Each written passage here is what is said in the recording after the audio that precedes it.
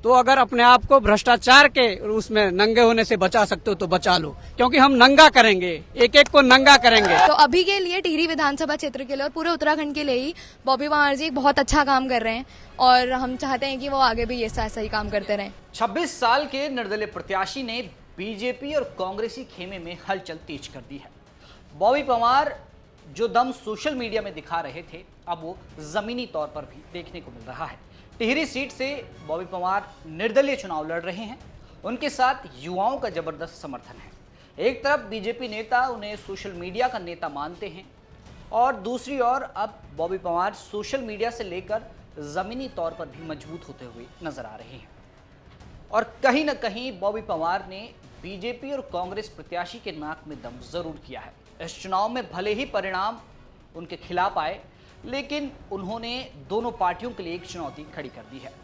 और उत्तराखंड के युवाओं का भी मानना है कि बॉबी पवार जिन मुद्दों को लेकर लोकसभा के रण में उतरे हैं, वो मुद्दे जायज़ हैं और उनसे चुनाव लड़ा जा सकता है। इस रिपोर्ट में मैं आपको वो सारे मुद्दे बताऊंगा और युवाओं की बातचीत सुनाऊंगा। साथ साथ बात होगी बॉबी पवार के हुंकार की कि किस तरह से उन्होंने रैली निकाली और गुरुवार को देहरादून से लेकर विकास नगर तक बॉबी पवार की धूम रही। नमस्कार, आप देख रहे हैं उत्तराखंड तक, मैं हूं आपके साथ विजय नेगी। उत्तराखंड में लोकसभा चुनाव की तैयारियां चरम पर हैं।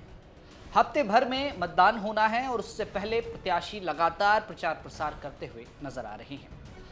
टिहरी लोकसभा सीट की बात करें तो जहां बीजेपी से एक बार फिर माला राज्य लक्ष्मी मैदान में है, तो कांग्रेस ने इस बार जोत सिंह गुनसोला पे दांव खेला है। लेकिन इस सीट पर जो युवा चेहरा नजर आ रहा है वो निर्दलीय प्रत्याशी के रूप में बॉबी पवार का है।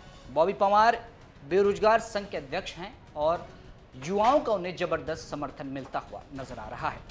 युवाओं की समस्या और पहाड़ की बात को लेकर वो लोकसभा के रण में कूदे हैं और देहरादून के छात्रों का ये मानना है कि बॉबी पवार जिन मुद्दों को लेकर इस चुनाव में कूदे हैं वो मुद्दे जायज़ हैं।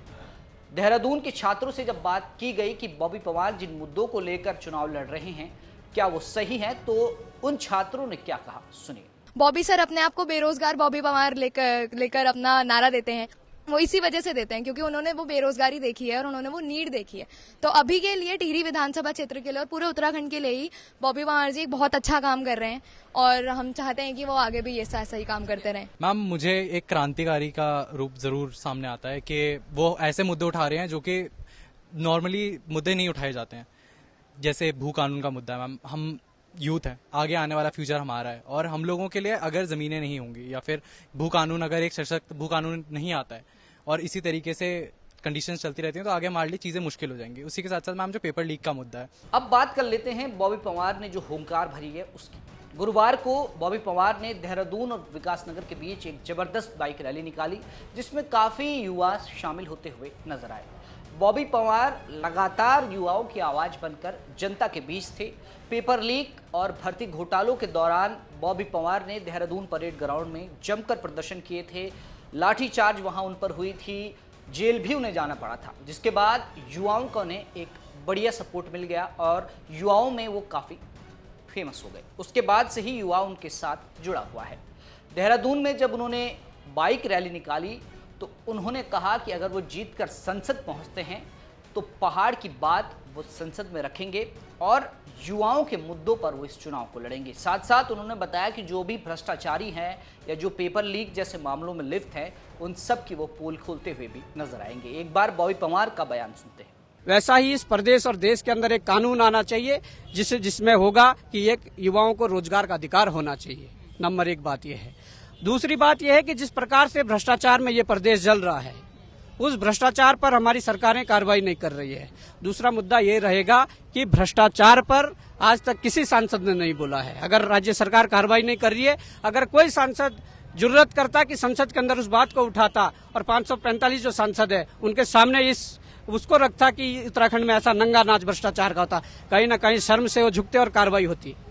तीसरी बात यह है कि जो हमारे संसाधन है, जो इस प्रदेश में एनडी तिवारी सरकार में 70% स्थानीय लोगों को रोजगार देने की बात हुई थी, आज उस जीवों का पालन नहीं किया जा रहा है। हम चाहेंगे कि हमारे सांसद बनने के बाद हम यहाँ पर स्थानीय युवाओं को 70% रोजगार का जो निजी क्षेत्रों में जो जियो है उसको लागू पूरे तरीके से करवाएंगे। इस सीट पर यूं तो राष्ट्रीय दलों के बीच मुकाबला देखा जा रहा था, लेकिन बॉबी पवार ने जब से इस चुनाव में एंट्री की है तब से इस सीट को त्रिकोणीय रूप में देखा जा रहा है। एक तरफ जोत सिंह मुंसोला लगातार जनता के बीच हैं, जन समर्थन जुटा रहे हैं। दूसरी ओर माला राज्यलक्ष्मी शाह जो कि बीजेपी के टिकट पर चौथी बार मैदान में है, वो भी जीत की हुंकार भर रही है। ऐसे में इस सीट पर त्रिकोणीय मुकाबला हो जाता है और बॉबी पवार जो कि निर्दलीय लड़ रहे हैं इस चुनाव में जीत और हार का अंतर पैदा कर सकते हैं। देहरादून के युवाओं ने बॉबी पवार के लिए जो राय रखी है उस पर आप अपनी क्या राय रखते हैं कमेंट करके जरूर बताएं, और टिहरी लोकसभा सीट पर किसकी जीत हो सकती है ये भी बताएं। 19 अप्रैल को मतदान होना है और 4 जून को परिणाम आने हैं। ऐसे में बॉबी पवार इस चुनाव में कितना असर डालेंगे ये देखना होगा। फिलहाल के लिए इतना ही। आप देखते रहें उत्तराखंड तक।